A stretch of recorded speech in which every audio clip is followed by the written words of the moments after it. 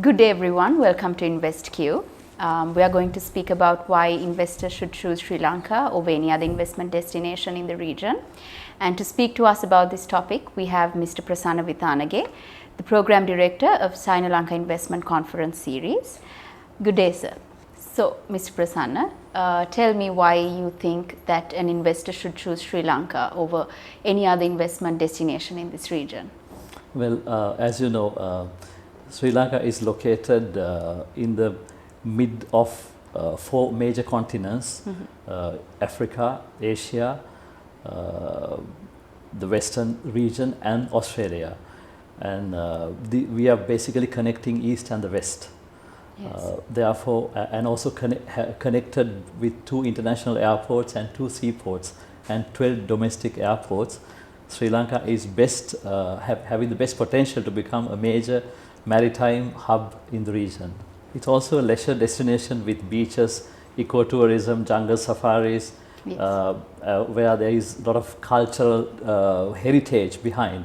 Yes. So it has a tremendous potential to become a major tourist hub and a destination. Sri Lanka is also a country with a potential of becoming a financial city or a financial hub in Asia. Yes. With the port city in the making, which is a 17 billion investment.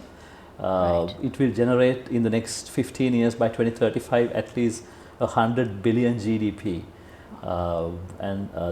That will be a major boost to the Sri Lankan economy.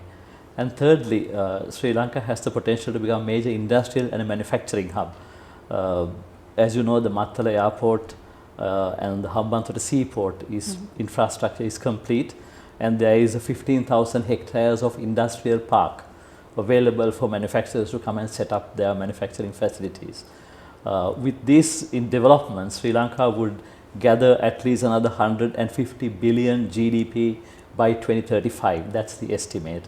So we invite the international investors to come to Sri Lanka and join this massive economic development. So, could you be more specific with what Sri Lanka has to offer to investors with diverse interests? To begin with, it is the strategic location of Sri Lanka. As you know, we are in the middle of the global maritime route. Yes. For sea, of the sea route. And also, if you look at the One Belt, One Road initiative of China, which is the key factor of the future maritime transportation, we are also one of the 4 countries which they consider pearls of the Indian Ocean. So, taking all this into consideration, the strategic location becomes a key factor. So, you spoke about the strategic location of Sri Lanka, and what I would like to ask is how an investor would use the location of Sri Lanka to their advantage. Well, as we are in the middle of the sea route between East and the West, one of the major opportunities is for investors to relocate their manufacturing bases to Sri Lanka, which will give them tremendous advantage in serving both East and the West, where the cost of logistics would be very, very low. Secondly, they also have the opportunity of using the free trade agreements that Sri Lanka has with many countries, the regional countries, as well as the Western world, to their advantage to export goods from Sri Lanka at a lower cost. Thirdly, I think the most importantly, we are the closest neighbor to India, which is over 1 billion population and a massive market for which manufacturers can supply goods and services from Sri Lanka. In this context, we cannot completely ignore the China factor because by 2010, China has become overtaken US being the largest global value-added manufacturer. And besides that, India is fast becoming one of the top 5 countries.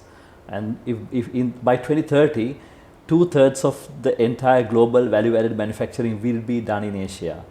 So therefore, it becomes very significant that Sri Lanka is located so strategically in the middle of this. And besides that, 90% of all trade cargo is shipped by sea.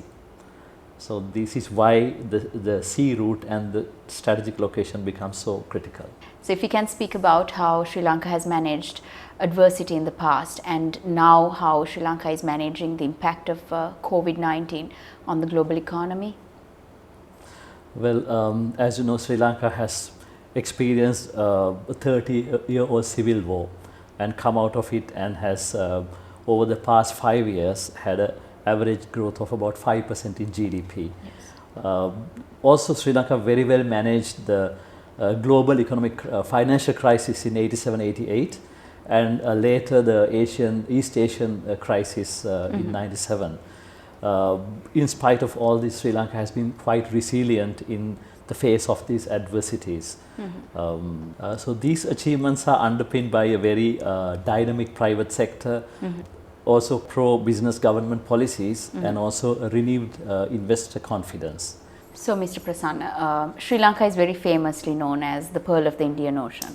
And what is the relevance of Sri Lanka being an island in an economic sense? You may sometimes recall that in 2017, the global Greenfield magazine for FDI ranked Sri Lanka as the #1 island economy in the world, having the highest potential to grow into a significant economy.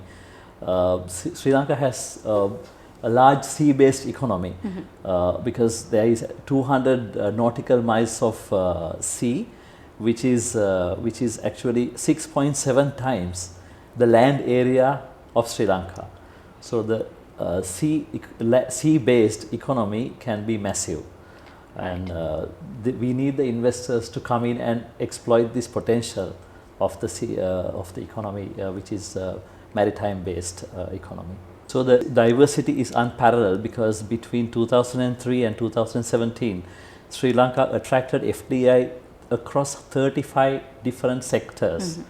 So the opportunities exist for areas like oil exploration, mining, the aqua industry development, and also offshore power generation. So Mr. Prasanna, if you can tell us how Sri Lanka's convergence has been with world economies. Sri Lanka has been an open economy since 1976, practicing very liberal economic practices. And also we've been a member of the World Trade Organization. We have been members of the SAARC and the SAFTA from its inception, and also we have free trade agreements with Europe and US markets. And also the regional markets. So our main export markets have been US and Europe, and the primary imports have been coming from the Asian region. So Sri Lanka has quite a diverse exchange of activities from the major global players. Sri Lanka is also known to have an array of natural resources. Yes, Sri Lanka has an array of natural resources. Sri Lanka is known to be one of the top 15 countries for gemstone, because we have a wide variety of stones. And secondly, we have a large variety of mineral sands like silica, graphite, ilmenite, salt, etc. So that is another area where we are very rich in natural resources. And potential gas reserves have been found in the Mannar Basin. There are 8 blocks of oil and gas that have been found, where the combined volume is about 10 billion barrels of oil and at least 9 trillion cubic meters of gas, which is having a combined worth of about $500 billion US. So that's the value of the natural resources found in the country. Finally, Mr. Prasanna, how do you support the claim that Sri Lanka is in fact an economic hub in the making in this region? See, government has a strategy to develop Sri Lanka as a major global naval and a logistics hub in the South Asian region for trade, investment, communication and financial services. Today, Colombo Port is also ranked #1 in South Asia and also 26th in the world. And in Trincomalee, we have a harbour which is the 5th largest natural harbour in the world. And this is suitable for world bulk cargo and heavy industries. Also, we have strong air connectivity with over 100 weekly flights to India and also to most of the destinations in the region. And we are also connected to the Southeast Asia, the Middle East and the Western Europe. The fiber optic communication backbone with over 11 communication satellites above the south of the country. So that is the level of readiness of the country, and we invite the global investment community to become a partner and a shareholder and a stakeholder in the journey of becoming Asia's economic hub by 2030. Thank you very much, Mr. Prasanna, for joining us today and sharing with us your valuable time and your valuable thoughts as well. And today we've been in discussion with Mr. Prasanna Vithanage, the Program Director of Sino-Lanka Investment Conference Series, and he shared with us his thoughts about why investors should invest in Sri Lanka. And next time I will see you on InvestQ. Until then, bye-bye.